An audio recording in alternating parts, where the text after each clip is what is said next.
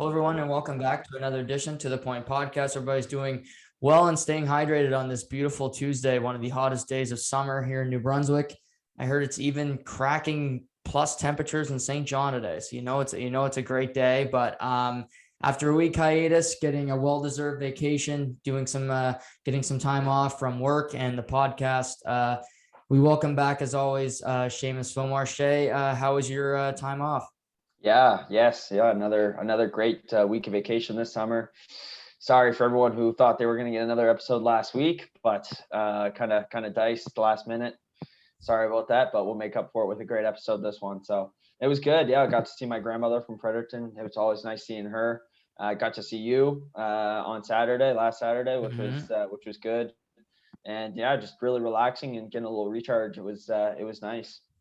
Yeah, no, you got some decent weather too, even though our summer's been hit and miss. I think you got to clarify too. I'm not actually in St. John anymore. I'm in the valley, as they call it. I forgot. So, yeah, no, that's why you're getting some heat. Yeah, it's probably like 15 to 10 in St. John. So yeah. We're getting a little bit better weather here.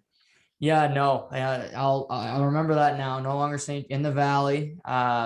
Yeah, no, better hockey teams in the valley too. I remember from back in the day, so that's good. KV, is it you in KV? Yeah. Well, I think KV is there's Kenneth Case's high school, and then there's Rossay High School. I think that's how it goes. I'm not 100% sure on the lingo here. I'm still getting my feet wet a little bit, but I think that's how it goes. Sounds good. Yeah. Well, in the valley, you got a couple schools, couple good ones. You have the St. John. Keep Colby up there, and you can enjoy the heat down there. But yeah, you mentioned these two episodes. These are pretty stellar. Oh, 100%. I think 1 minute has to be. You could redo a top 10 over and over, and I think 1 minute has got to be one of those episodes that makes your top 10 no matter what, even if you're not an avid Breaking Bad fan like we are. But I think definitely 1 minute it's up there. And I think Aaron Paul and Dean Norris's performances just outweigh everybody else, and they're both just unbelievable. Yeah, totally agree. And just for a recap for everybody where we are, the last episode, Jesse and Walter basically get stuck in the RV. They're trying to get the RV crushed because Hank's right on their tail, and he's about to bust them. They're in the RV. They don't know what to do. Walt decides to pull a dirty trick, and he calls Saul, and her secretary pretends to be a nurse, or at the hospital, saying that Hank's wife, Marie, was in a critical accident. She's in a chopper getting basically medevaced to safety. He leaves the scene, of course. I mean, it's his wife is really his only family that we see in the show. And he gets to the hospital and realizes that they pulled one over on him. And while he's gone, they're able to crush the RV. The evidence is gone. And really, Hank's case is dead. And it clearly, we see his face at the hospital. He is beyond angry. Yeah, he's pissed, and rightfully so. This is by far the lowest of the low, I think, that we've seen Walter come to, maybe besides actually, killing somebody. But yeah, it was a dirty move. But at the end of the day, he had to get it done because he would have, the gig was up if Hank would have got his hands on there, because like he said, his fingerprints are all over that RV. So that's gone. And do you, other than that, is there any other, link, do you think, from, Jesse Pinkman back to Walter, you think? I wouldn't think, just because they're still at his house, but they've completely redone it. So you like to think all his fingerprints are gone from there. They've only dealt in cash. So that's another, it's pretty hard to trace.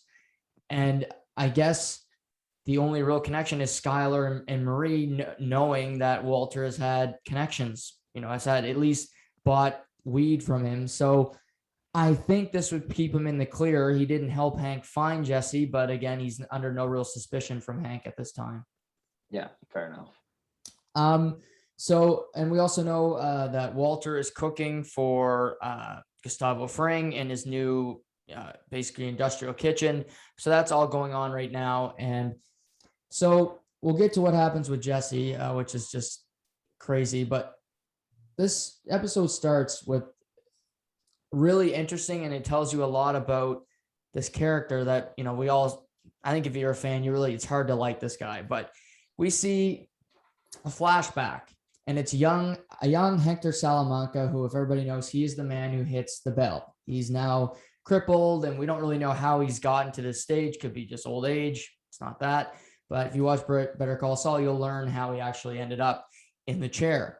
But he still can walk at this time, and he's watching these two children. And it's easy to tell early on that it's the twin boys that are looking to kill Walter and or Hank. And they're playing. He's talking on the phone with somebody about, the chicken man. So he's talking about Gustavo.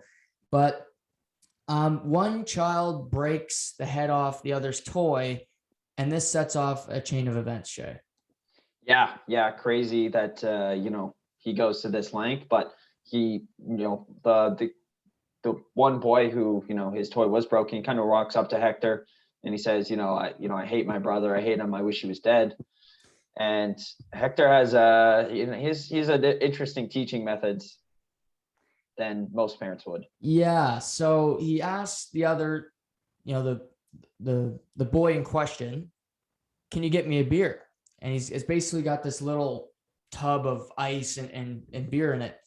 So he reaches in and gets one. He goes, no, like deep ones. I want a really cold one. So the kid kind of bends over and he puts his head, submerges it in water. And the other twin is basically just standing there watching at first. Yeah, so he's watching his twin brother be drowned by his uncle, which, I mean, that's traumatizing for anyone to hear. And, he said, stop, please, stop. So he starts hitting him because he won't, he said, Hector just goes, this is what you wanted. You said you wanted him dead. And he hits him, he slaps him, and he tries to pull his arm up. And, Hector's basically not having it. He's just saying, I'm going to hold it here. You have to try better than that if you want him. And finally, this kid wails on Hector and finally lets the other kid out of the tub go. Yeah. And I think it tells us so much, tells us what these two twins, what their childhood was like, which was just involved in drugs from day one. And their uncle is this murderer and he's crazy. And also Hector is just not a very good man. I mean, you kind of feel for him for being in the chair right now, but I think this scene was meant to teach us something about the twins, who will play a big part at the end of this episode, but also telling us that Hector, who will continue to reappear in the show, is a really crappy human being too.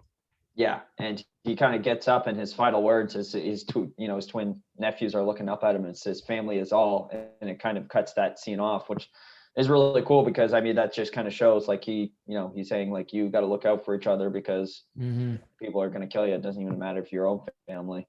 I also find it very interesting. You kind of see right out of the way that, Hector doesn't trust Gus whatsoever. Yeah. Even through that quick phone call, you can kind of pick up, well, even from a very early age, Gus never had a trust or liking Hector had another trust or liking for Gus whatsoever because, basically because he was not Spanish, I guess you could say. Right. Yeah. He's a Colombian, and he said you can never trust a Colombian. Decent enough instinct from Hector that we'll see. But yeah, I think this is a great start to an episode that, like you said, 1 minute is the episode of this, is the title of this episode, but this really sets the tenor for the episode. And it ultimately, it pans to the two twins in present day lighting that candle again with the Grim Reaper. And as they like to do so much, as they prepare to head into battle later on. Yeah, and most times we see Heisenberg's photo next to the Grim Reaper as a sign of wishful death, but this time it's Hank, because if we remember from the last episode, Gus kind of met these two twins in the middle of the desert essentially and said, you have to go ahead to kill DEA agent Hank Schrader because I need Walter right now. I can't let him go, but I'm gonna have to satisfy you guys in some way. So he's letting he's going to let them basically do something they're not supposed to because they have orders from Mexico not to mess with DEA. And it's kind of a win-win, as we see later on for Gus. Yeah, exactly. He gets them off his back, and then he also gets to defy orders, which we know he loves to do. Well, who doesn't? In life, I think we can both say we've probably done a few things our parents haven't told us to do at one point or another, and might pay for it a couple of days later, but in the moment we definitely enjoyed ourselves. So pivot to the beginning. After this scene, we see Jesse pull up into basically his driveway. He parks on the street, but he parks his car and he's walking home. It's very early in the morning. He's clearly very tired. But before he can even get in the door, we hear the wheels just screech, and it's Hank. And Hank starts walking towards Jesse. Yeah, Jesse's basically saying, like, you got nothing on me. Like, I don't know why you're wasting your time here. And Hank walks right through the door, no letter, no nothing, and proceeds to lay a beat down on Jesse. And it's not the lighthearted kind you might give your little brother. No, he really does a number on him. Hits him probably 5 or 6 times, very full force. And I don't know about you, I think he could have killed him. If he didn't have the restraint, if he didn't really figure it out after a while, Jesse could have very well died there. And Hank, after like the 5 or 6 punches, I think quickly realizes that he stepped over the line. Yeah, he's trying to ask him questions at the same time as he's hitting him, but right. I think he certainly realizes that he's done enough damage that Jesse's on 2 different planets by now. So he's like, oh, okay, well, what have I done? He kind of gets up and he looks around, and it's a scene where he's like, my God, do I just walk away from this? What do I do? But eventually he calls it in and, does the right thing at that time, but, ultimately pays the biggest price. Yeah. So he calls 911. His boss is at the scene, and Hank basically rats himself out to the DEA. I mean, that's just who Hank is. He's not going to lie, try to cover it up. So he calls in his boss. They come over and basically say, like, we'll deal with this later, but you're going to have to make a statement. And actually, Hank says he'll make a preliminary one now. He's not afraid to do it, but his boss does say you should probably get a lawyer. Yeah, so he lawyers up, and it's in this room where 2 guys, it looks like, who probably work for some kind of I don't know if it's for the DEA or some form of government investigating it.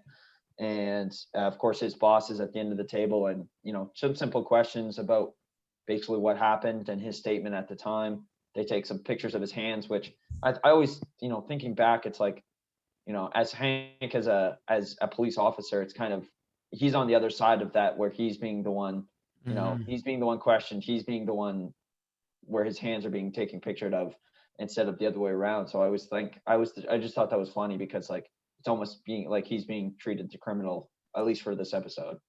Right. And it kind of makes us think of the last 12 to 15 months when it comes to police officers. Obviously this is a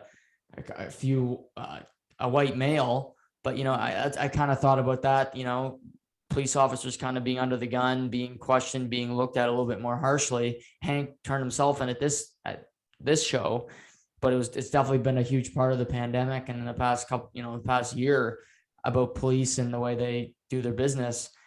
One thing I wanted to ask you, why didn't you think Jesse just didn't go inside and lock the door?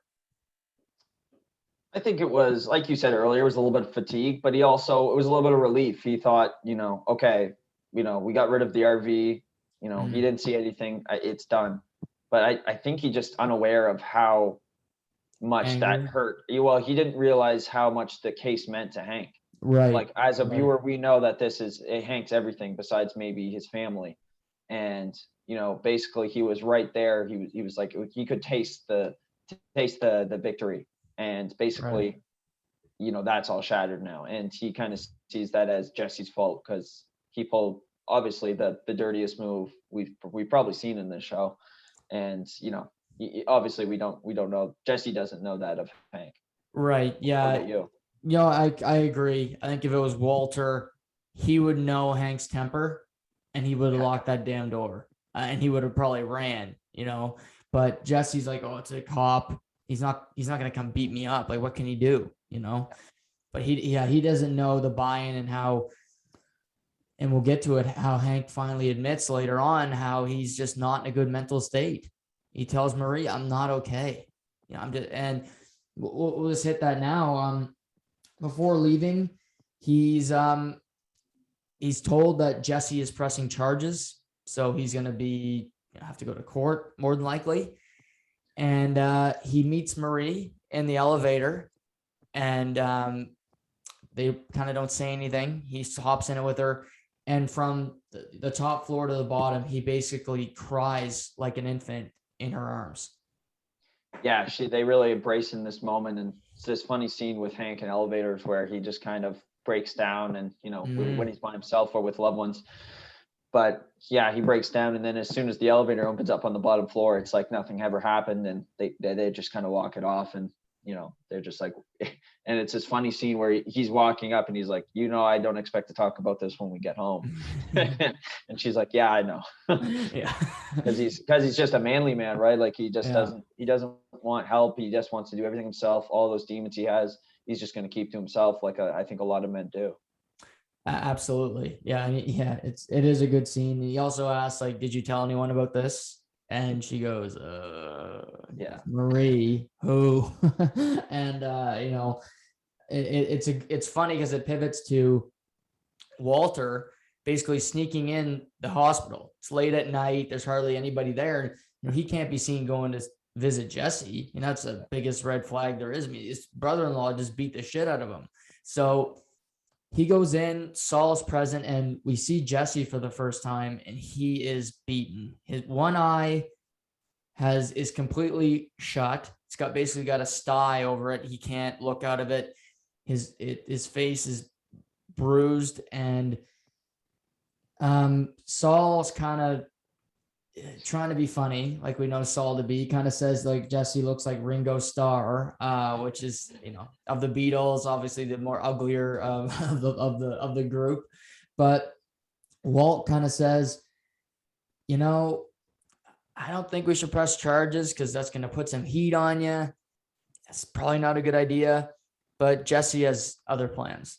Yeah, Jesse delivers one of the best scenes in the show, in my opinion. And, one of he basically just says, like, everywhere that Hank goes, everything that he does, I'm going to be right there. He says, every time Hank takes a turn, I'm going to be right there standing in front of him, after he's lost his house, his family, and, he's eaten cockroaches on the side of the road. Like, I'm going to be there watching. Mm-hmm. So he has very clearly bad intentions for what's going to happen.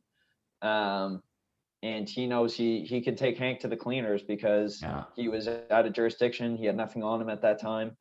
And, it's just this scene where it just pans to Jesse and you could just see the frustration, the anger.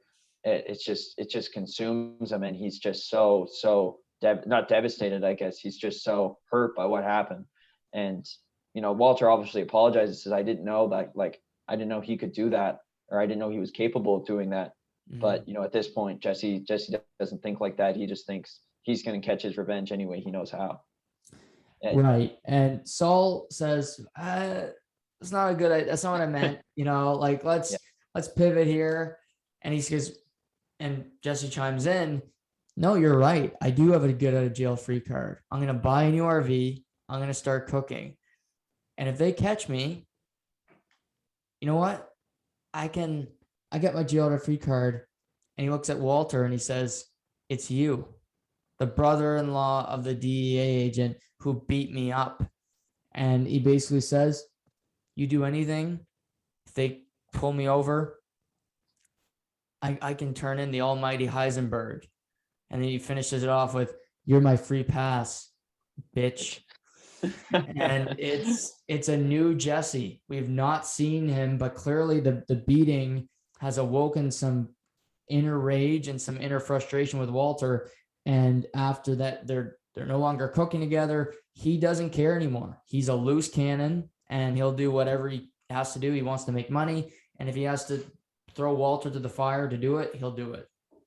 Yeah, absolutely. And we see this meeting where Saul and Walter kind of meet in private where Jesse's not around. And Saul even suggests, like, do we make this problem go away? Implying that do they kill off Jesse? And Walter, who cares for Jesse enough to sneak into a hospital and risk everything to see him, basically says, no, like that's not an option, but we definitely have to do something about this. Right. Yeah. It's definitely not good. And Skylar, she's worried about Hank, of course, and she knows who he beat up, and she knows the connection because she knows that he's cooking meth and it's with him and their whole connection. So she says to Walter, can you please go ask Jesse to not press charges? Like, he's your brother-in-law, he's family. And Walter's like, well, actually, we're not family. And yeah, he pulls a greasy move. He goes, yeah, we're not family. And he goes, what do you mean? He goes, well, currently we're not family. And he kind of hangs up the phone on her. Yeah. Why don't you think, I was thinking about this while I was watching this, why don't you think Walter mentioned that he had tried to, get Jesse to not press charges instead of lying about it to Skylar? Yeah. It is funny because it would be like, I already have, like I'm one step ahead of you. But again, it might just be his new demeanor. Like, we see him buy the new place and he's kind of pushing her away. He's not letting her push him away anymore. So he might just be like, he's not my family. Like, whatever happens to Hank, who cares, and kind of thing. And also Hank maybe siding with Skylar because of Marie. Maybe there's a bit of frustration there, but it is funny that he won't even give her that little bit of satisfaction to be like, no, I am trying. Like, no, I'm not gonna try that hard. Yeah. But so we'll get to Walter going back to see Jesse in a bit. But meanwhile, the twins are preparing to kill Hank. Just a matter of factly here. And so they go to buy some black market weaponry. Well, I thought weaponry at first, but they meet this truck driver, and in the back of his cab, he's got guns out the wazoo, semi-automatic weapons. And this guy's he's a talker. He doesn't like to shut up, but they're interested in buying bulletproof vests. Yeah. I got a question for you, Juggy, because as soon as I saw this cat for, the second time watching this, he immediately reminded me of someone I met later on in life. Who does it remind you of, or who does he look like, or in a way? Okay, is this like somebody in our lives, or like a TV character? Oh yeah. No. Someone we both know and friends are with. Okay, interesting. Just think talkers, guys who talk a lot, chatty, got the big teeth. Big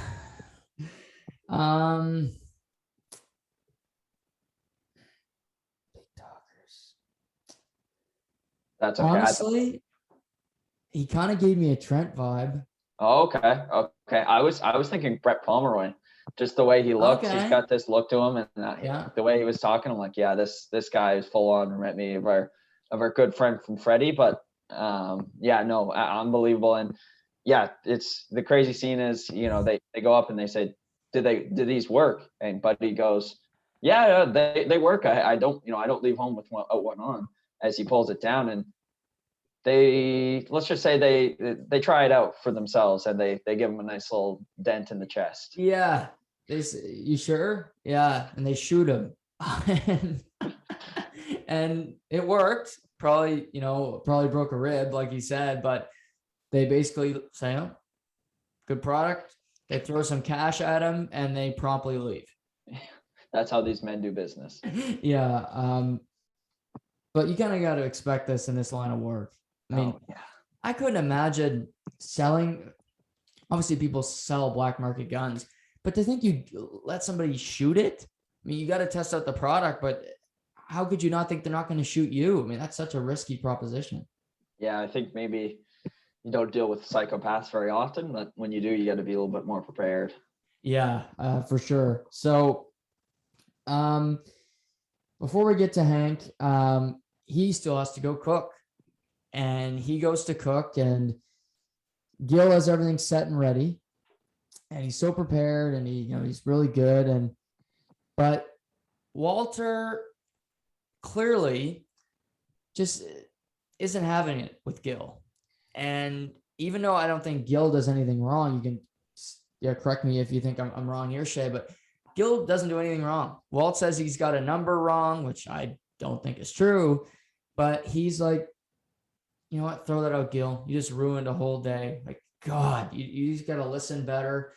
And he's growing tired of him for really no reason. Yeah, it's just weird. Like, it's almost like, is he doing this because he misses Jesse, or is he doing this because Gale is too perfect? And I think Walter has to have somebody to, scrutinize. And if you're perfect, well, there's no scrutiny there. So Gale is, Gale is probably the ideal assistant chemist, let's be honest. But Walter doesn't like that. He likes a little imperfection, and he likes to teach, and he likes to let people know when they're wrong. And if you're never wrong, well, that's not satisfactory for him. Right. And we kind of see that, he's growing tired of Gil. He's doing that. And he goes to, he calls Gustavo, and, he says he wants Jesse as his partner. He said, Gale's just, he's not it. He's not the best assistant for me. I need Jesse. He's my guy. We make the best meth together. And Gustavo says, okay, keep him clean, keep him on the straight and narrow. I don't care. As long as the product gets done, I don't care who you cook with, but I want my 200 pounds every week. Yeah, and he's not happy with this, this ask of Walter, but clearly he obliges because he knows in order to get what he wants and to get it efficiently, he has to work with Walter in a sense, and he's not going to, he's not going to pasteurize him to not let him pick his own chemist. And Walter says, when you said that it was my lab, he says, I get to choose the partner I picked, which I thought kind of threw it in Gus's face a little bit. Yeah. We see later on that Gale is not too happy about this decision either. Yeah. But we'll get to that in a bit. So he goes to see Jesse, and he offers him he says, come cook with me again. I got an industrial kitchen. It's safe. We're going to make $1.5 million each. And Jesse says, no, I'm not doing it. And he says, I'm not turning down the money. I'm turning down you. Ever since I met you, everything I love is gone. My life is over. I have nothing. And you treat me like shit, basically. And you think I cook shitty meth. And he really breaks down in front of Walter.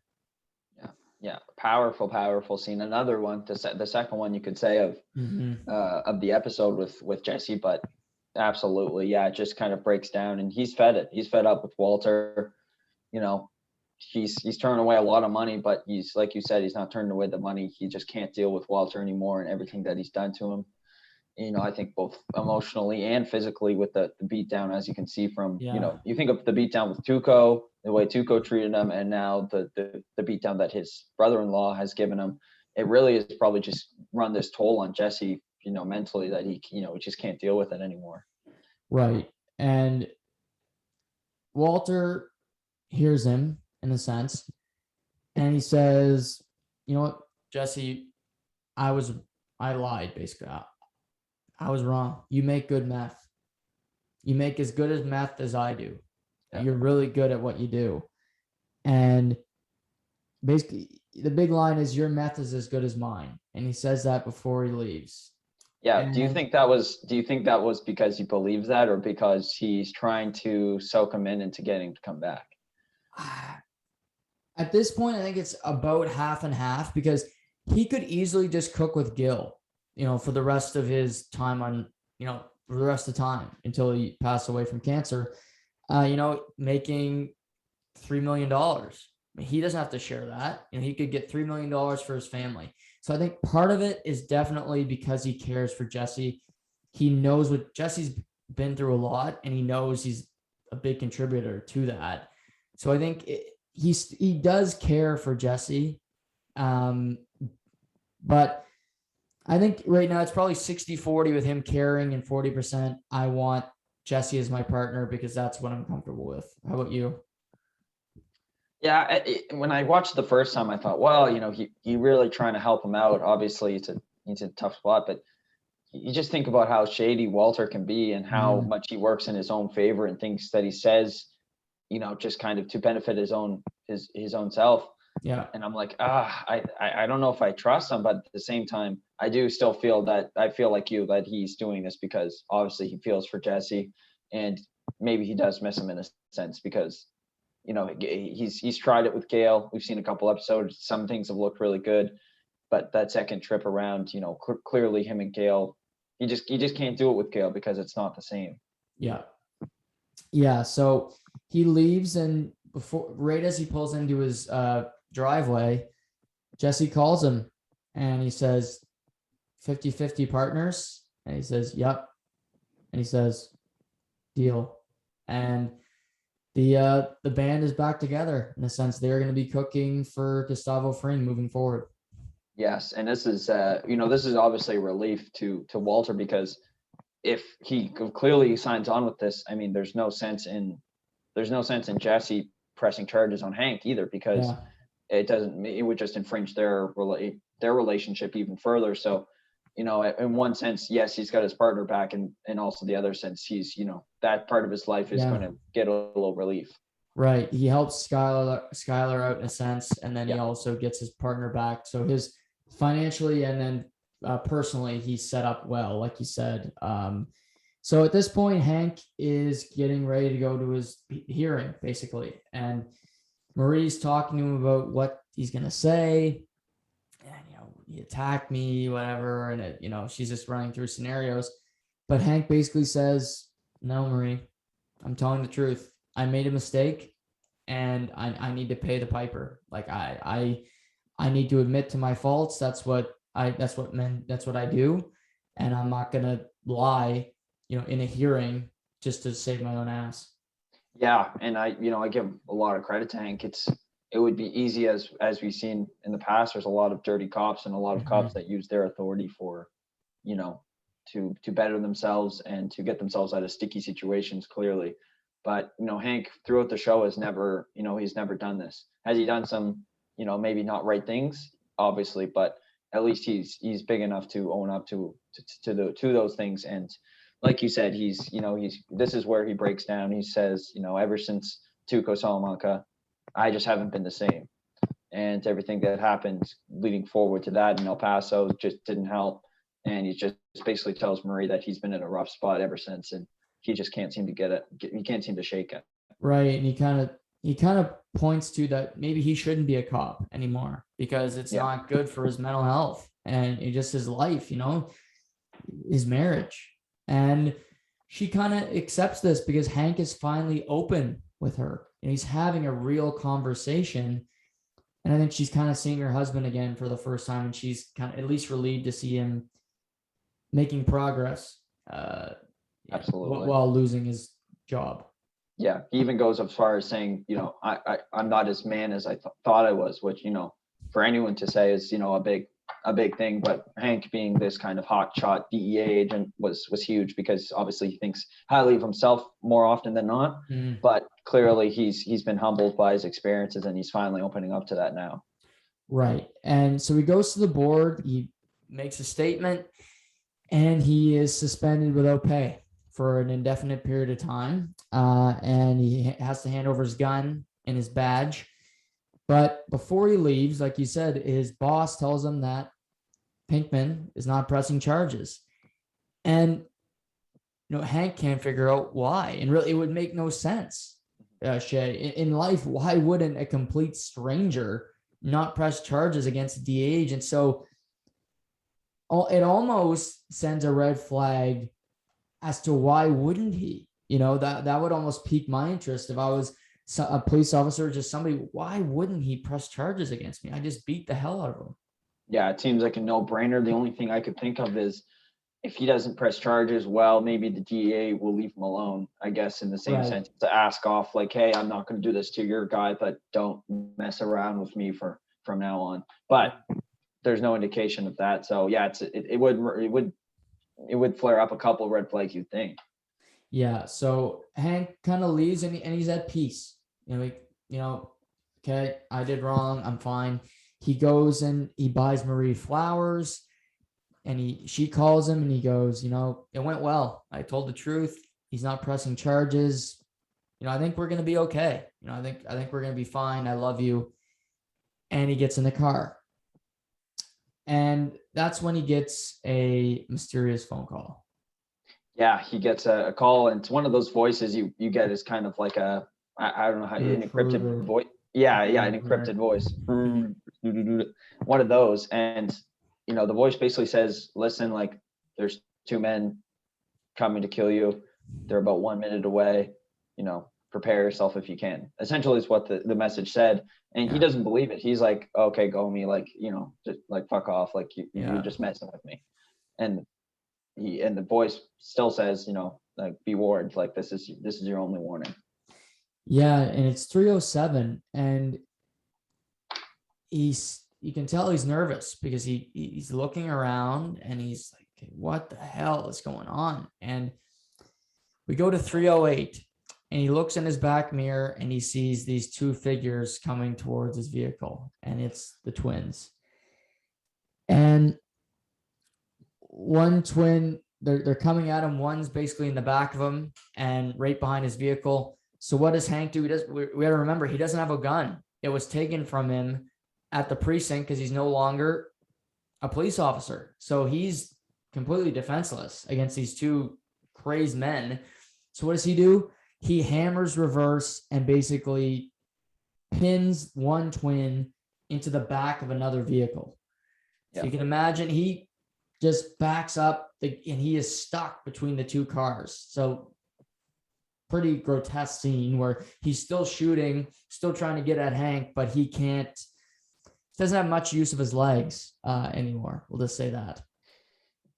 Yeah, that's no pun intended when we go through the next episode. Yeah. But yeah, his gun goes flying and it goes through the vehicle, and Hank grabs it.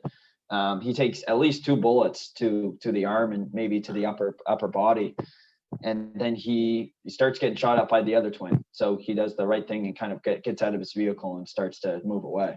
Yeah. So one twin goes to see the other and he just says, finish him, basically. Yeah. And he's looking for him. He shoots this random bastard that's just walking around. He takes a couple bullets. He dies. And while he's reloading, Hank pops up and shoots him twice in the chest. Yeah. And thanks to Brett Pomeroy, this guy's okay. Yeah, he's got the vest on and he's completely fine. Yeah. So he takes a couple of shots and now Hank is down, and it looks like he's down and out. The twin is standing over top of him, and what does he say? He goes, no, like let's see if I have it here. He shoots a pedestrian, which is kind of funny. And he basically says, no, he's like too easy. He's like, this is too easy. So, he has to go get his axe. Why not? Hank's shot at least 4 times. He's bleeding profusely, but we mentioned he had the gun. He's out of bullets, but there's one on the ground. Yeah. And it's a good walk for the twin to go get the axe. So he's scrambling. Hank's on the ground trying to find the bullet. And he's reaching for it. He's clawing, and the twin's taunting him because he's got the axe and he's dragging it on the ground as he walks back toward Hank. And just as he's about to saw through his skull, Hank gets the gun loaded and blows his head off. Yeah, it's a great way to end the episode. It's the long buildup we've been waiting for after they got the green light from the last episode in Sunset. And yeah, just unbelievable scene, and really just ends it with a bang. Like we said before, this is episode 7 of season 3. So we know that this is basically the halfway point from if you were watching this, when it Mhm. first came out, whatever it was, 2013, 2014. And yeah, it would have been just unreal finish to, a mid-season finale, you could call it, and, Yeah. sets up a really, really interesting second half. Yeah. So that twin is deceased. We don't know about the other one yet, but Hank, he's in a bad way. The fact that he survived this without a weapon and then he got through it is a miracle in and of itself. And just thinking about it, it really, I think it's clear who made the call, but it's Gustavo, right? Yeah, I mean, I think, it's like we said before, this is in the best interest if these twins go away, and B, he gave the green light, so clearly he wanted some conflict between them. But what better way to get rid of somebody than to send them after somebody who could kill them, and then give them a little tip off that that they're coming, just to get them ready. Because who knows, if he wouldn't have gave that, Hank could have just started driving, and they could have finished him off fairly easy if you think about it. Yeah, I think otherwise Hank's dead in a matter of seconds. Yeah. He's shot once or twice, and then they get the axe, and then these two guys are great killers. But Hank had some good instincts, and he was able to survive it. So, like you said, this is like the mid-season finale. So we start the next episode. Jesse's still at the hospital, and he's getting released, and we see his bruises. His back is beat to hell. Like he's in a bad way. He can hardly get his shirt on. He's sore, and he gets the wheelchair out of the hospital. Like that's common, and he wants to have a smoke. And the guy says, "You got to move another 6 feet to smoke." He says, "Wheel me, bitch." And he's waiting for Skinny to come pick him up. And while he's out in the curb having a smoke, an ambulance pulls up. And it's about, a couple of feet away from him. And he quickly realizes it's Hank. And he's completely in shock. Yeah. And he follows him right into the hospital because he's, was clearly interested in what's going on. And they basically say he's got 4 shots, two others are on the way, or one other's on the way, kind of letting them know that one of the twins did live. Mm-hmm. Obviously not the one with his head blown off. And then, he goes and sits back down in his wheelchair, and Skinny pulls up. He says, "Oh, I'm sorry I'm late, dude. Like, oh, you don't look so good. Like, how are you?" And Jesse kind of looks out the window with a smirk and says, "I'm actually feeling really good." Yeah, it's happiest he's been in a long time. He's got a big smile, and I'm feeling awesome. And he's clearly, he doesn't know if Hank's going to live or die, but he's happy to see that, karma's a bitch, literally. And Hank got his, and he didn't even have to press charges. Yeah. With basically not even having to, to hurt Hank. He was still able to, well, he's on the brink of death now. So basically it's a win-win for Jesse. Right. An eye for an eye for sure. And so, yeah, that's a big scene. And so we see that, I guess we'll start with Walt, and he's at the cook. He's at the kitchen, and he's informing Gale that he won't be continuing as his lab assistant. He goes, "You're very good chemist, but we have different rhythms. I'm more classical, and you're more jazz." And Gale goes, "Jazz?" And he goes, "Yeah, you're a little bit more jazz. I need classical." And it's this awesome when he says this. Jesse walks in, eyes shut, still beat to hell, but he's all fired up, full of piss and vinegar. And he goes, "All shiny and shit. This is awesome. Screw the RV." And he starts hammering everything. And Gale's just looking at him like, "This is my replacement." Yeah, I think he's shocked. And we also find out that Gale's the one who made help curate this whole lab. So it's even more devastating for Gale, because it's like, not only am I getting fired, but like the thing I helped create, now I can't be a part of. Mm-hmm. So like everything that all the work that he put into kind of feels like nothing for him. And you're right, Jesse's just coming in. He's like, "Oh yeah, Mr. White, we should have got rid of this RV like a long time ago." this shit's dope. Yeah. Yeah. He's it's a great scene. And so they're talking, and they're looking at everything, and Jesse goes, "I'm surprised you're here." And he goes, "Well, why?" And he goes, "Well, did you not get a phone call?" And he goes, "There's no service down here. Like, you can't talk to him. We have a main line." And he actually breaks the news to Walter about Hank. Yeah, which is funny enough that he's got to be the one to say that to him. But you know what? Right away, Walter, he's up and he's gone to the hospital. He proceeds to be met by Marie, Walter Jr., and Skylar. At first they don't let him in, but then Gomez meets him outside the door. Says, "No, like, this guy's family is his brother-in-law. Let him in." And yeah, it's a tough scene. He goes and hugs Marie. They just no understanding of what happened to him and why it happened to him. And yeah, and then Marie kind of proceeds to go off on Gomez and the chief on Hank not having a gun. So she learns that he was shot 4 times. He's in surgery. No real sign that he's going to live. It's still very much up in the air. And Marie learns that Hank did not have a gun, because Gomez says, "Well, it's really crazy he survived. He's such a badass. He didn't even have a gun."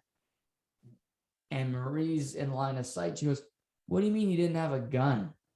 And she goes, "Well, he's not an officer anymore. He's suspended."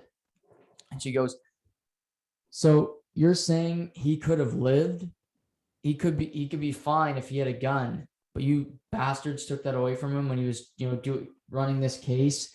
And she basically calls Gomez a shit partner and kicks the entire DEA out of the room. She says the DEA is not welcome in this waiting room.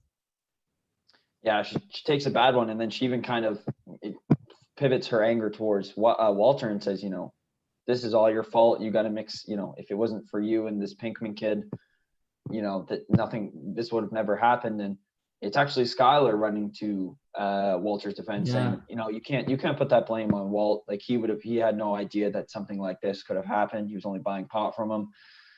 Kind of saving Walt's ass, and at the same time, it's kind of like, does he deserve it? Probably not, but it's going to happen. And Marie is quick to apologize to him, hugs him, and yeah, it's just not a good look, obviously, because clearly Skylar's, obviously Skylar still probably hates Walt, but at the same time trying to keep him relevant in the family. Right. Yeah. Calm Marie down for sure, because she's clearly going off, and she says, "I'm sorry to Walt. Like, I'm so saying that's so that was so uncalled for." She gives him a big hug, and so they're all just kind of in there. Walt Jr., he's emotional because Hank, he's Walt's his father, but Hank's really a big father figure to him as well. And he's sitting there trying to be strong for him. And there's this funny scene where they're kind of settling in, just waiting. And Walt picks up a Forbes magazine from the table, and he realizes that there's a wobbly leg, and he tries to fix it with coupons from the magazine, but it never really goes anywhere. He can't get it fixed, and everybody's just kind of looking at him like, "What the hell are you doing right now?" Yeah, it's a very Walter-esque thing to do, to in the most inopportunity times, try and fix something like that. And it's just quirkiness is just, yeah, it's unbelievable. Yeah, I just found that funny that they threw that in there for this episode. So the cartel boss, who we met in the previous episode, who met with Gustavo, calls him and says, "Why the hell is one of my men dead and the other in the hospital?" And he goes, your guess is as good as mine. Clearly they wanted to kill him for killing Tuco." And he goes, "Well, they didn't get that authorization from me. They know they can't kill DEA. That's not allowed. And they would not break that rule. It has to be somebody else." And Gustavo says, "Well, are you accusing me?" And he goes, "No, but when we get him out of that hospital, we'll know the real story then." Yeah, exactly. Basically says, "I'm going to lawyer him up, and we're going to find out. We're going to get to the bottom of this on who gave the go ahead." And Gustavo, we start to see this. I mean, with these phone calls and the way he's talked to the cartel, he's not a fan He's a business associate, but he does not very much care for the fact that the cartel has something over his head, and that they, in a sense, kind of have control. And even if it's not in his own territory, well, he needs their support in some way, and he doesn't like the fact that he needs that. Right. They basically have red tape up, and he can only go so far until he hits another brick wall. So he's fed up with this, and we'll see what he does with that later, but he's not happy about this. So they go and have, I guess we see Jesse. He calls Walter at the hospital and tells him that he's so bored, which was funny. And Skylar kind of gives him this dirty look, and she comes out and he goes, "Do you know what that was on the phone?" And she kind of just looks at him like eye roll, like thinking it's like a pastor or somebody, and she knows damn well that it's probably Jesse or somebody to do with the drug trade. Yeah, I think like she's onto his methods now and onto his dirty ways. So yeah, it's clear that he's that she's done, and she knows his dirty tricks. And just like you said, Jesse's like, "I'm bored. Like we got to start cooking. We got to do something here. Like I can't just stay." And he even goes as far as to say, I'll just start cooking myself if that's what it takes."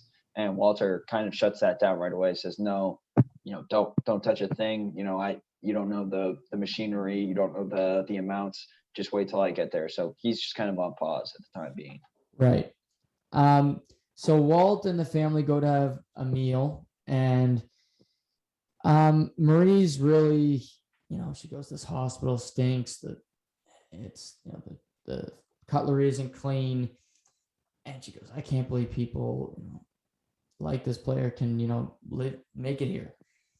And he said, Walt kind of tells a story. He goes, "Maria had surgery at this hospital, and people didn't think I'd ever come out of it. But look at me. I'm here, and I survived this place, and I'm not half the man Hank is."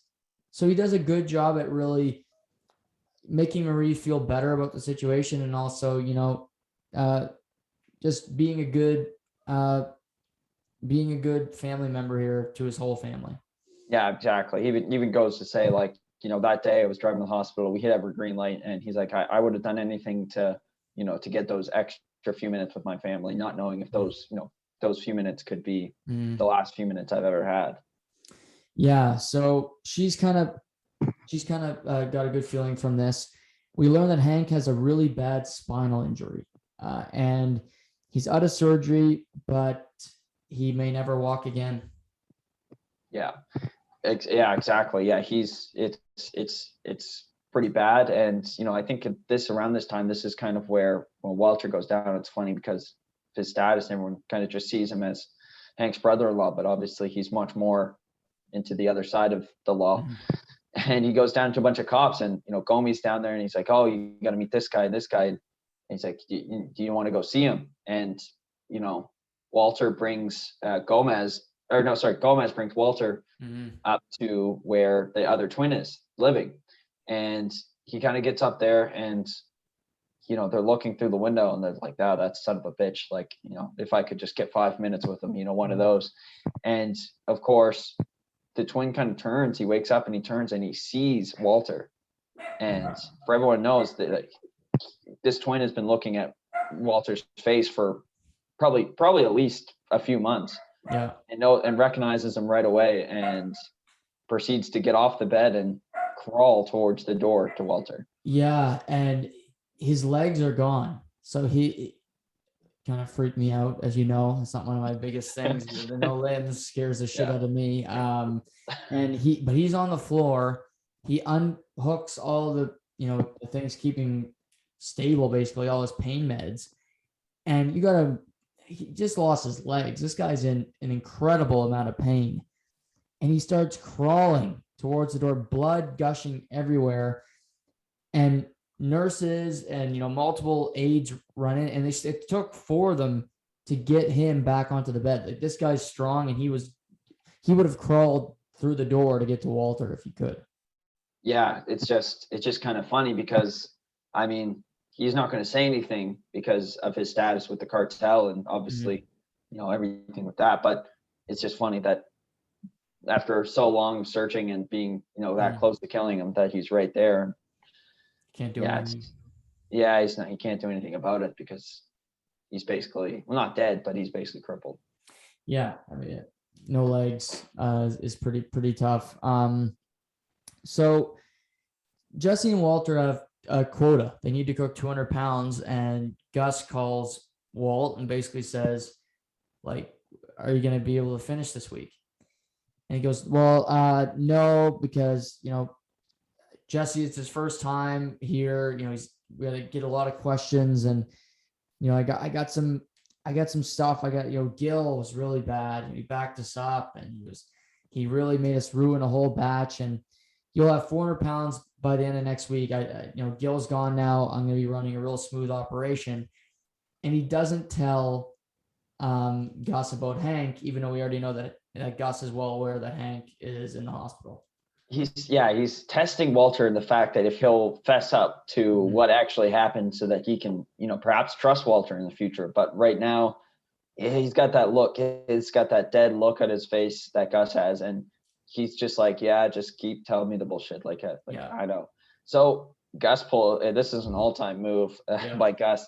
And what does he do? He supplies all the police officers and the family, obviously, with Los Polos chickens for there at the hospital. It's quite the move. It's a baller move because he just gets off the phone. Not within an hour, he's dropping off chicken for everybody because, as we remember, he promoted the DA walkathon, and he's a big part of the community. He likes to keep his enemies close, as he says, and hide in plain sight, which is also really smart. And so he's talking to the DA boss, and he comes in the waiting room to say hi to Marie and everybody else, to the family. And Walt is just completely stunned that he's there, and he's so uncomfortable that he's there. Yeah, he's just kind of sitting there, and I'll give credit to Gus. Gus, he's lively. He's kind of got this off and on switch where he can put it on, and he's this social guy, good businessman, well put together, and he's shaking them, and he's he's essentially meeting Walter's family for the first time, which is funny because it's kind of like, yeah, your family doesn't know what you really do, but I do. I can get to them. Yeah, and now I can get to them because I know what they look like as well. And finally he goes, yeah, I actually met DEA Schrader once, and we spoke about you, Walter. How's things going with your cancer? And Walter goes, oh, it's better now. And that's about all he can muster out because I think he's just so flabbergasted at what's going on. Right. So Gustavo leaves, and Walt's just like, I didn't say thank you. So he exits the room, chases him down the escalator, and he basically says, Hank's not a problem, I swear. And he said, I fear for my family. Is this going to be an issue? And Gus basically says, nope, we're taking care of it, basically. And he basically says, shake my hand and say thank you. Walt does, and as Gustavo's leaving, there is a big uproar in the upstairs portion of the hospital. Yeah, so as most would, Walter follows, and obviously it leads to the room the twin is, which is heavily guarded, and we quickly find out that he's dead, or they try to retest. I can't even say the word. They try to revive him, and it's not happening. And who kind of peeks out the corner but our good friend Mike, throwing a nice little needle away. So Gus had the plan the whole time. He knows that if the twin lives, well, the twin's going to tell Saul Galamara, or what's his name again? The cartel leader? Is it Sal or Sal? Yeah, I forget his name now, but he's going to go tell him that he gave him the okay. And that would rat him out and put him in a really bad position. So he has to eliminate that threat before it becomes one. Yeah. So we see that Gus he's a man that's got every step ahead of him, and he's well thought out. Every move is calculated and decided. And he does this knowing, well, A, the police are going to be happy because they want to see this guy dead for attacking one of their own. And B, it's going to cover my own tracks because I was the one who sent them after Agent Schrader. Right. So really smart move. He kills him, and nobody sees Mike. Mike gets out of there scot-free, and even all because Gomez goes, die in hell, you son of a bitch. And we see at the end of the episode, Hank, they get to go see Hank. He's basically on ventilators. He's got tubes coming everywhere in and out of his body, breathing, but with the help of, like I said, ventilators and things like that. So that's interesting. But I thought the real end of this episode is the cartel boss calling Gus. And Gus kind of walks out of Los Pollos Hermanos, and he says, my man is dead, and now there are cops surrounding my compound.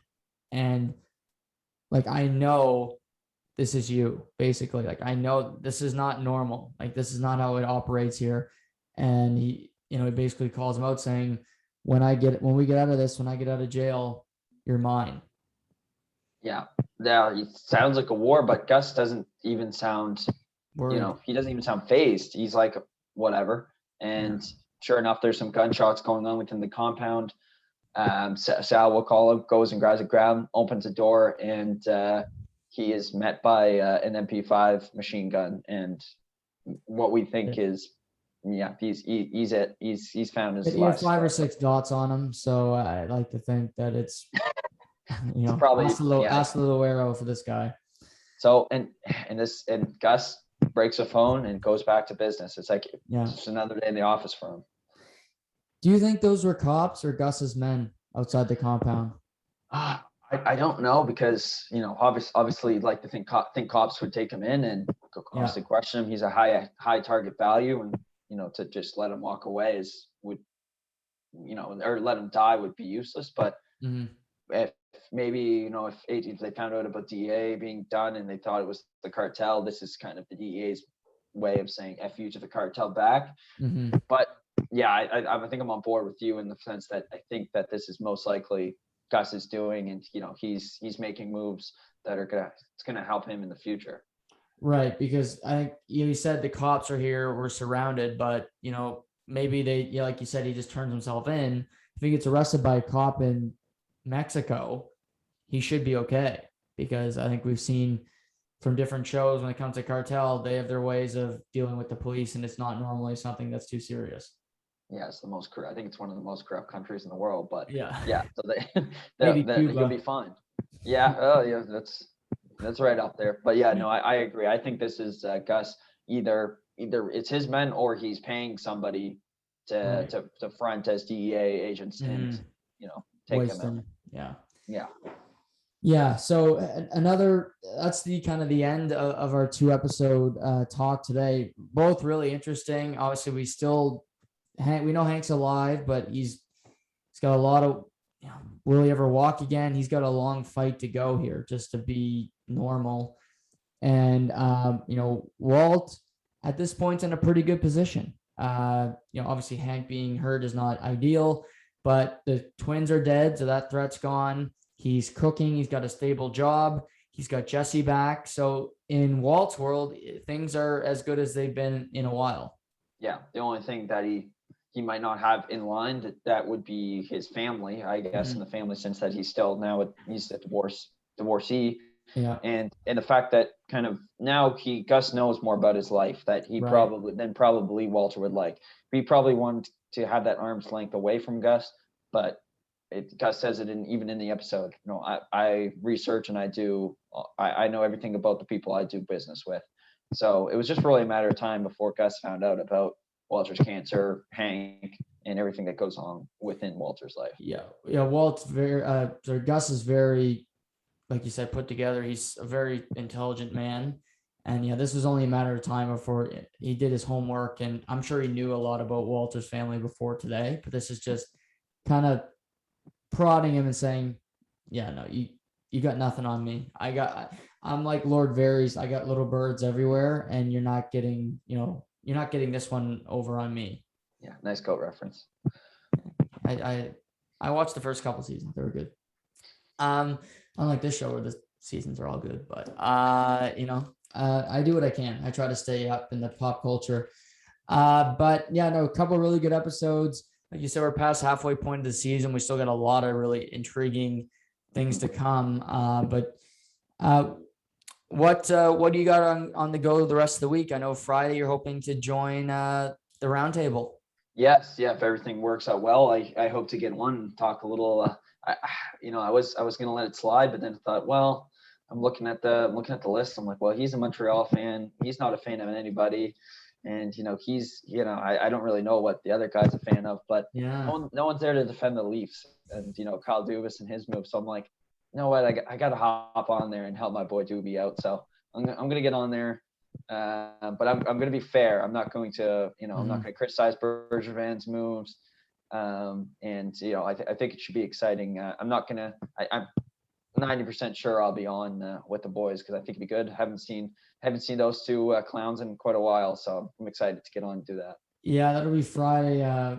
Shamus, Rankin Campbell, Cole McDonald, myself will be talking about all but the Atlantic Division, Tampa Bay, Detroit, Toronto, Montreal, the rest of the cast of characters about what the teams have done in free agency, players they've lost, and how they stack up going into next season. So that should be a lot of fun. A lot has happened in the world of sports just the past week. Just a lot of what's your top headline from the last, just a couple days or the last week that have really caught your attention?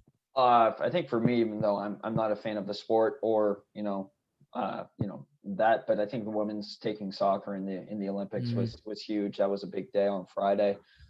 Congratulations to them, well deserved. They played a hard fought battle. Burley an underdog, I think, throughout most of that, and to do like Sinclair not being, I think a major factor in that victory is even bigger because it promotes the game of soccer here in Canada, especially for younger women, throughout all of the nation. So that, and I guess some big NHL signings as well that I was pretty happy to see. Nice to see Darnell Nurse going to be an Edmonton Oiler for quite some time. I think they waited for a defenseman like that for years since Pronger's left. So I think he's going to be a good fit there. Yeah, a lot of cake. That's for sure. I think he's really good, but it's a big say for 1 year of really number one defenseman type value. So I'll be interested to see what he can do. Werenski, Dougie Hamilton, a lot of these guys they're all getting $9 million. So it's been a great off season for defensemen. Absolutely. And even, goaltending, I look at Carter Hart. I think he got a really good contract for his. Yeah, I thought Igor Shesterkin of a too. Season last year. Even Igor Shesterkin get paid very well nice. for a year. Yeah, just average goaltending, in my opinion. So I think Hart, you're paying him for what you hope is there. Shesterkin as well. So we'll see if those teams can bounce back. I have a lot more faith in the Rangers, oddly enough, than the Flyers doing that next year. Oh, yeah. Yeah, I agree. I think the Rangers made some good moves, getting Rebo, Barclay Goodrow. I think they're looking at a much better season than they had last year. Yeah, no, for sure. So I know you said you got a golf lesson Thursday morning, so you're gonna try to get the driver hitting right down the middle 85-90% of the time now. Yeah, if I get it 60% of the time, I'm usually pretty happy. I'm gonna be honest. Our good friend Casey will be happy to know I finally broke 90 this week. So, or not 90, sorry, 100. 100. I broke. Holy crap! Yeah, I don't make giant steps. I make tippy toes. Yeah. But yeah, so that's one division down, and like he said at the beginning of this year, he said I couldn't do it, so I just got to slice off a couple more strokes, and we'll see. And I always play with people around me so that you guys don't think I'm falsifying my numbers. But no, that's good. And yeah, like you say, get that lesson in and hopefully shave a couple more down. But what about you? What's going on for the rest of the week into the weekend? Tomorrow I'll be podcasting with our friend Harrison Schutenbeld. We'll talk about the NBA off season. So far, it's been interesting. A lot of movement. What the Lakers getting the retirement home team, and Raptors obviously losing Kyle Lowry, gaining Goran Dragic. We also got the Rogers Cup this week for tennis. So I've been kind of glued onto that the past couple of days. And just tracking baseball, and it's really starting to get interesting.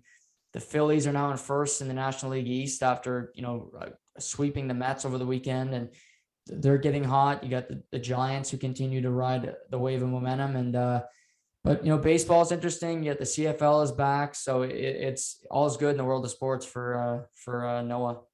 Yes. And pretty soon we're going to be looking at some NFL stadiums are just around the corner. It feels like as we approach the end of the summer, which most people aren't happy that summer's over, but I'm sure you're on the other side of that spectrum because you get to see your favorite sport again. September 9th is going to be a good day. It's the first Cowboys Bucks. So the countdown's on, less than a month away, but I'll enjoy the last couple weeks of summer. And then once the weather kind of starts to teeter, let's just get the football going. Cause that's where it's at. But good show today. We'll talk again on Friday, which will be a ton of fun. But for everybody listening, thanks for tuning in. Thanks for the support as always, and take care.